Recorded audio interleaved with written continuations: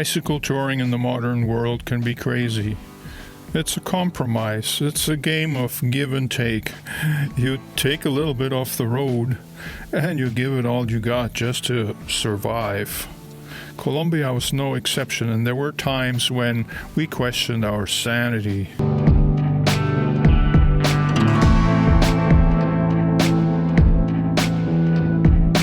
Why would anyone decide to do this on their free will? Well, I could tell you it's a cycling thing and you wouldn't understand. But keep watching, and maybe soon you'll be out there too. Hello, bicycle touring friends. Welcome to Bicycle Touring Talk, episode number 130, part of the Colombia series. Yes, that's right. My name and the name of this channel is George Schlackheg. It's been that way for a long time. In 2019, Barbara and I went to Colombia for the very first time in our lives. We had the crazy idea that we could just take our bicycles and cycle all the way from Bogota to the Caribbean, Santa Marta, or perhaps Cartagena too. We really had no idea what to expect from this tour and just sort of plunged into it, mostly planning by using Google Maps, which didn't have any information on cycling routes across Colombia. Some other maps had better cycling info, but they were lacking other non-cycling related information. On January 15th, we had made it to a hotel near Puerto Boyaca, as I talked about in episode number 129. By now we had learned that we couldn't take anything for granted. We were following a toll road called La Ruta del Sol, which was sometimes a 4-lane expressway, but also had sections of 2-lane highway with very narrow shoulders. Traffic was unpredictable and often passing us with only inches to spare. It was far from safe. On the 16th, we were up early and hit the road after a quick breakfast at our hotel. The first few kilometers were pretty bad, and we were just praying that the road would once again become a divided highway. After a few kilometers it did, and that was a big relief. It made for a much better ride. Well, for a little while at least. It seemed like the toll highway project had been started with the intention of twinning it all the way, but it hadn't been completed yet. At one point, we once again found ourselves on the narrow 2-lane roadway, but we noticed that off to the left, there was another roadway that was unused. Apparently, the road had already been twinned, but one side had never been opened to motorized vehicles yet. When we saw that, we decided to escape the heavy traffic with our bikes and use that abandoned but completely finished roadway. It seemed so much safer than sharing the road with all these big trucks, and all we had to do was cross the road when we had the chance.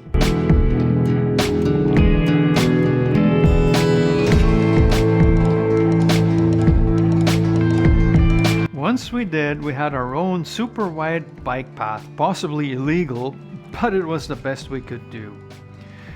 We had picked out the village of Servillés as our destination for the day.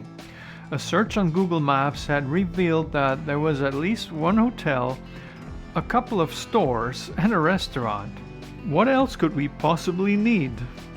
It was only about 10 o'clock when we reached the turnoff, which also had a roadside restaurant where we stopped for a cold drink. Party? Yes, I am. It's only 10 something in the morning, and we did our 40 kilometers or so, and we are basically done for the day. We just have to check out the town, finish our coke, and then find a place to stay. The heat was now getting intense. All our drinking water was lukewarm, and some ice-cold Coca-Cola tasted ridiculously good. Not knowing what to expect, we rolled into town.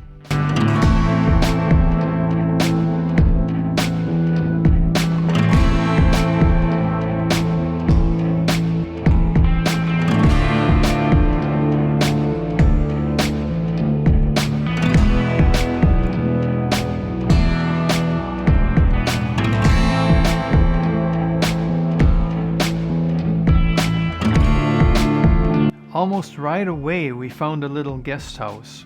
It looked simple and probably had no more than 3 or 4 rooms, but there was air conditioning, good Wi-Fi, and a TV. We took a nap with the AC running while the weather outside was getting even hotter. Later, we walked into town for a relatively early supper.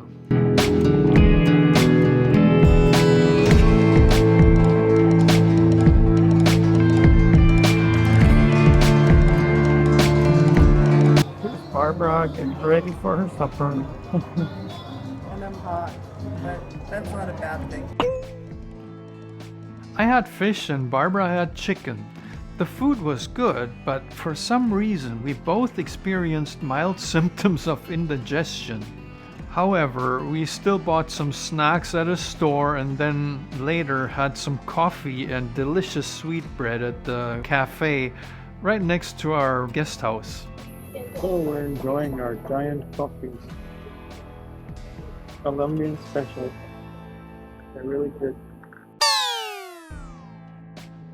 After dark, we watched a movie on Barbara's iPad and then fell asleep with no trouble at all. Once again, we were up pretty early the next morning. It was still raining outside when we left Servies without really knowing how far we'd go that day.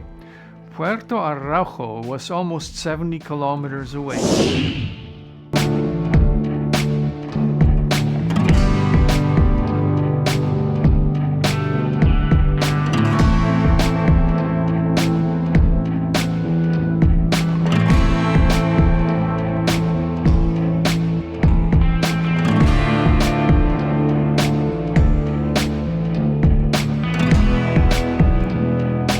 The rain soon cleared up, and once again we benefited from the uncompleted state of the future Ruta del Sol by riding on the side that was close to traffic. We enjoyed this perk on and off for most of the day, along with the nice terrain with manageable rolling hills. It made for a pretty good ride overall. Eventually, we ended up on a stretch of road that was very busy and had just 2 lanes.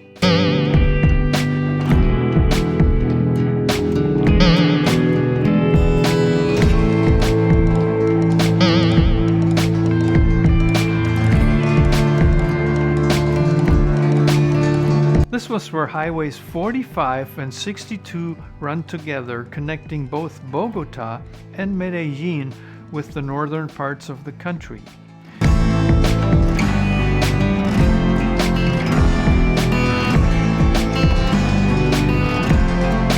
We stopped at the beginning of that section for some lunch and then went on to Puerto Araujo.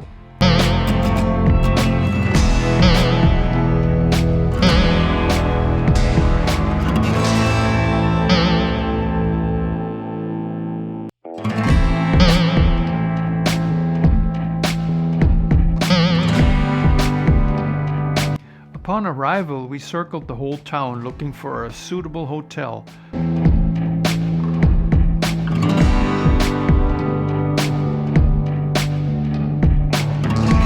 But eventually found one right by the highway. Once again, it was very simple and inexpensive. This time though, we didn't have AC, nor Wi-Fi, nor TV, but a big old ceiling fan and a cold shower. The room was hot, and after spending some time in there trying to relax while sweating buckets, we went for supper at a roadside restaurant that was, once again, really good. There was one more thing we really desperately needed, and that was drinking water. The lady at our restaurant was very friendly and walked with us into the town to show us the only store that would sell large quantities. As is typical in Colombia, the water was sold in bags. This place had big ones of 6 liters, but they consisted of 18 individual smaller bags. Before settling down, I transferred all that water into our water bottles and our big 5-liter container. We had actually ridden about 70 kilometers that day and were obviously pretty tired. Without AC, our room stayed pretty warm, but we eventually fell asleep sweating. The alarm was once again set for 5 a.m. the next morning. Without internet, we couldn't really check Google Maps, and Maps and Me's offline map just didn't show enough for any meaningful route planning. But there had to be places we could stay somewhere along the way. The next major town, Barrancabermeja, was almost 90 kilometers away, which doesn't seem like a lot, but under the conditions would certainly take us more than one day.